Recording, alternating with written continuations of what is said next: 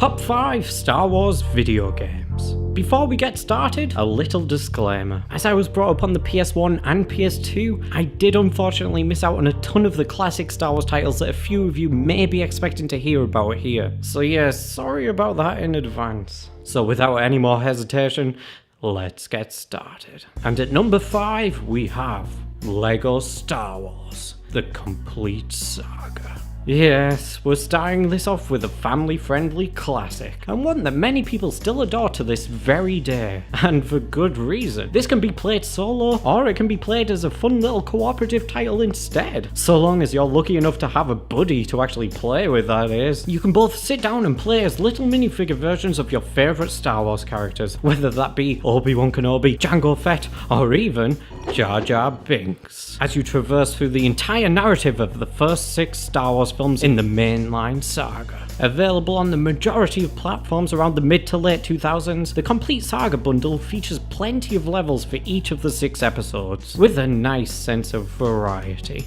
It mainly plays as an enjoyable fixed camera light puzzle platformer, but does actually occasionally break up the familiarity with levels such as pod racing and Death Star Trench Run. It's nice to see that they didn't just skip out on those levels, as is the case with a lot of these movie to game games. There's plenty of light humour to keep the fun pace to the game, even when losing a beloved plastic Jedi Master. The puzzles are basic, but do give you and your friend plenty of those "No, you idiot" moments, which is always enjoyable. By now, I'm sure that most of us will already be accustomed to the LEGO games, and I'm happy to say that even the first games to come from this franchise do still hold up. Number 4. Empire at War. One of the more underappreciated Star Wars titles, this one plays out as an RTS, real-time strategy for you kids out there. Similar to the likes of Command and Conquer, you choose your faction as either the Rebellion or Empire leader and wage war on the opposition, or defend against them. I mean, it's up to you, really. This does feature a campaign of sorts, which is all good, but I always found that the most fun was in having quick skirmishes and utilising the most of your money and time. You basically build up your buildings, set up camp, and begin building as big of an army as you possibly can, including infantry troops, vehicles, and even some special heroes or villains, with the likes of Ben Kenobi, Darth Vader, Boba Fett, and even a couple expanded universe characters from the time, to be in with the best odds of winning the battles ahead. And for added measure, the game also features a cinematic mode, which is so much fun to use. Number 3. The Phantom Menace video game. Okay. Now this might be one of the more difficult ones to justify, and likely nobody will agree with this, but hear me out. This was one of my first video games ever as a young child, owning it on the PlayStation 1 and being an obviously huge fan of Star Wars at the time, so there's obviously a bit of nostalgia talking here. Although, I have actually gone back to the game a few times in recent years, including on this very channel and to get footage for this very video, and I still honestly think it's an insanely fun game. To nobody's surprise, it follows the events of the Phantom Menace film, and actually manages to stick pretty closely to the narrative as well, with a few additions here and there, obviously. I mean, I don't think this was in the film, for example. You play as a variety of characters as you progress, starting off as Padawan learner Obi-Wan Kenobi, later taking on Qui-Gon Jinn, and even Padme Amidala. And then, for some odd reason, Captain Panaka.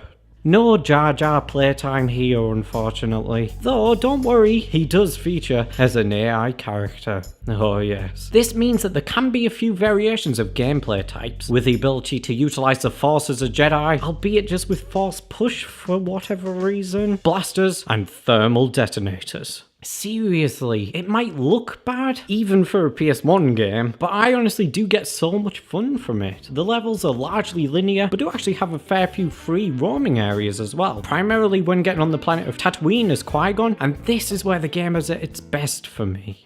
Better stand back, mister, cause I'm about to slash all my prices! And as you can see from there, this game is pretty funny.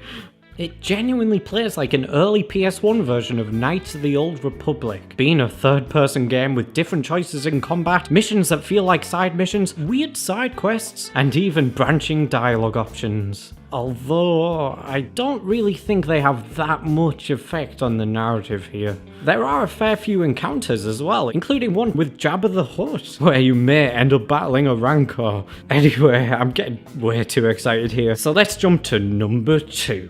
Star Wars Battlefront.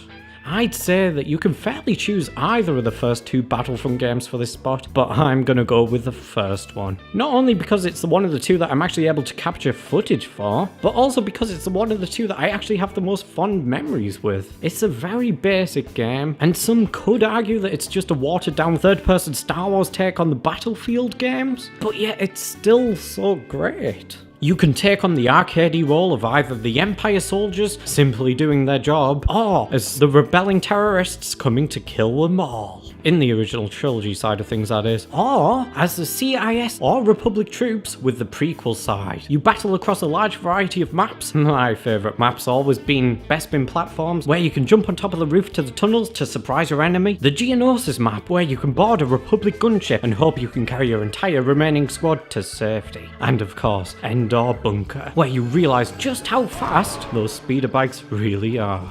It doesn't have a great depth of storytelling, but Galactic Assault is a great game mode that really makes you feel like you are conquering the galaxy. Or losing it, depending on if you're actually any good at the game or not. Add on to this the fact that you can also do all of this in local multiplayer split screen, and it just makes it that much better.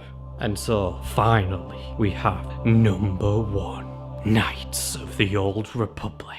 I'd never really gotten into Knights of the Old Republic when growing up, as I didn't actually have an original Xbox back then. However, I did eventually pick up a copy later on, but I couldn't get past what I felt at the time was dated combat controls. But when I did tell myself to actually sit down and play it from beginning to end this past summer, I got used to its turn-based combat and ended up falling in love with what may be my favourite Star Wars game. Yep, you've heard that right. There's no nostalgia talking here. Knights of the Old Republic just really is that great of a game. It's an RPG, and one that takes heavy inspiration from the likes of Dungeons & Dragons in its approach to character building. As I mentioned earlier, Knights of the Old Republic takes what the Phantom Menace attempted to do on Tatooine and makes that stuff into a whole game. I don't even want to talk about the story and narrative beats, as I would honestly say that it's too good not to see for yourself. Knights of the Old Republic is the type of game I'd spend weeks playing, even going to bed just to recite to Kathleen how my virtual life in Knights of the Old Republic was like for that particular day. I'd excitedly express the choices I made, talk about the places I've been to, the people I'd met, and even question my morality whilst playing.